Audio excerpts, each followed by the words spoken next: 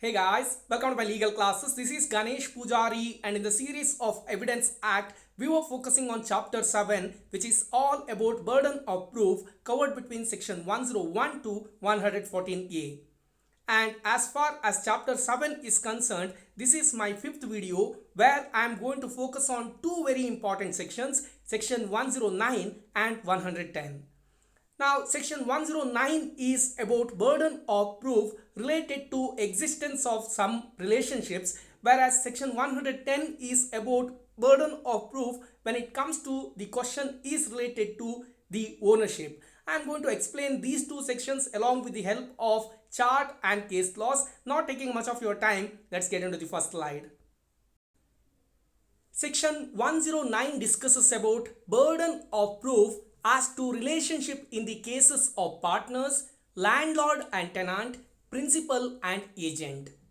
The provision says when the question is whether persons are partners, landlord and tenant, or principal and agent, and it has been shown that they have been acting as such, the burden of proving that they do not stand or have ceased to stand to each other in those relationships respectively is on the person who affirms it.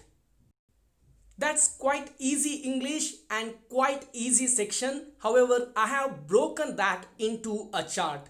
Now, when you see the chart, divide it into two different parts. One, the green tab and above. The second part, the red tab and below. Now, what happens in the first part?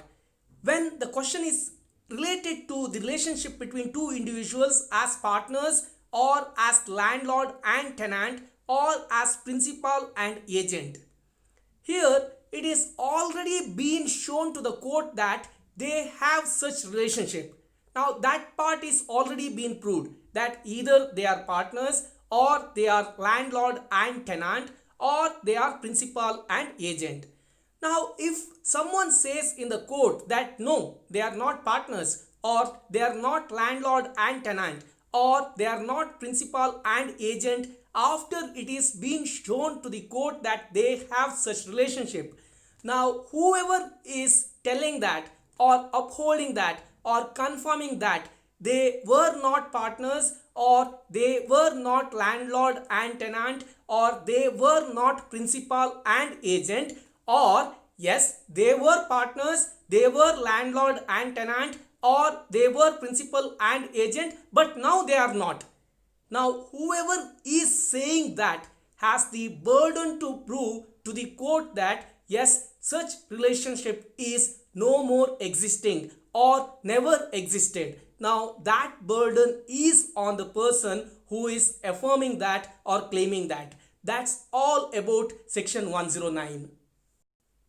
A simple example can be Mr. A and Mr. B are partners in a particular business, and it has been already shown to the court that yes, they were partners, and now Mr. X comes to the court and says no, A and B were never partners. Or if X is claiming that no, A and B were partners but now they are no more partners. Whatever X is claiming, here X has the burden to prove that A and B are no more partners. That is what we are seeing in the second part. In the first part, up to green line, it is already been proved that they have the relationship of partners or landlord and tenant or principal and agent. But from the red tab, there comes Mr. X and says no, either he says they were never partners or he says yes, they were partners but now they are no more partners, or maybe landlord and tenant or principal and agent whatsoever.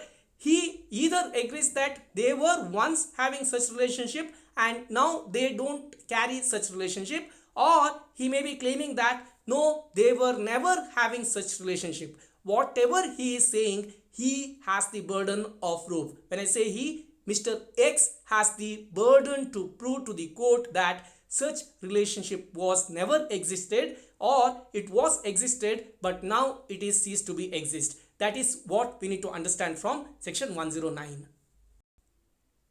Section 110 is very interesting, which discusses about burden of proof as to ownership.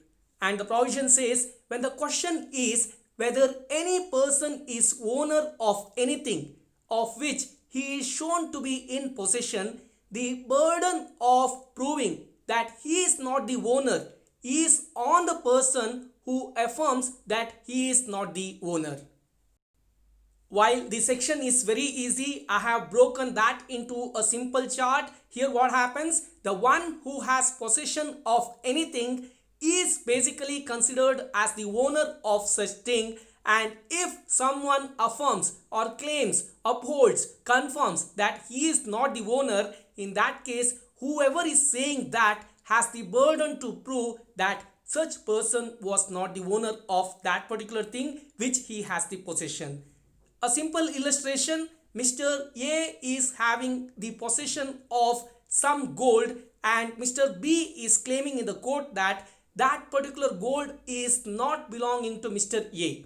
Now Mr. A has the possession and the assumption is always that Mr. A is the owner, and here B has the burden to prove that such gold does not belong to Mr. A. That's what we need to understand from section 110. Here such thing may be movable property or immovable property whatsoever.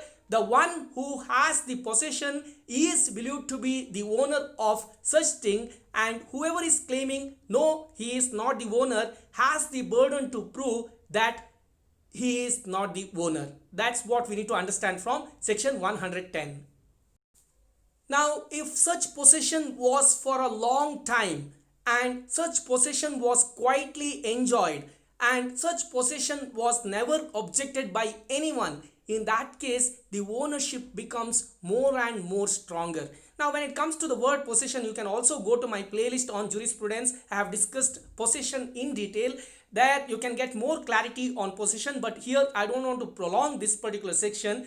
Here whoever is having the possession, whoever has enjoyed it quietly for a long time without any disturbance, is always considered as the owner of that particular thing, and the same was discussed in this particular case law, that is Vatti Cherukuru village versus Nuri Venkataramana Dikshitalu, and the same was again referred in Sayyid Muhammad Mafa Muswi versus Bibi Jebeda. Now these are the case laws that you can refer while discussing Vatti Cherukuru village case. The below case, that is Sayyid Muhammad Mafa Muswi, was also referred.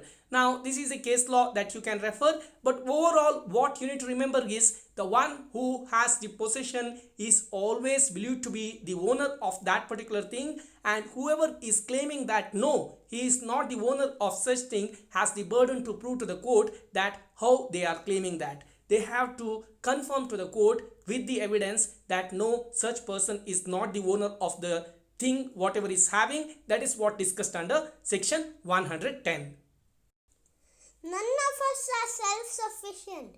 We all need help in our life. When someone helps you, always remember to say thanks. With that, I'm concluding this session.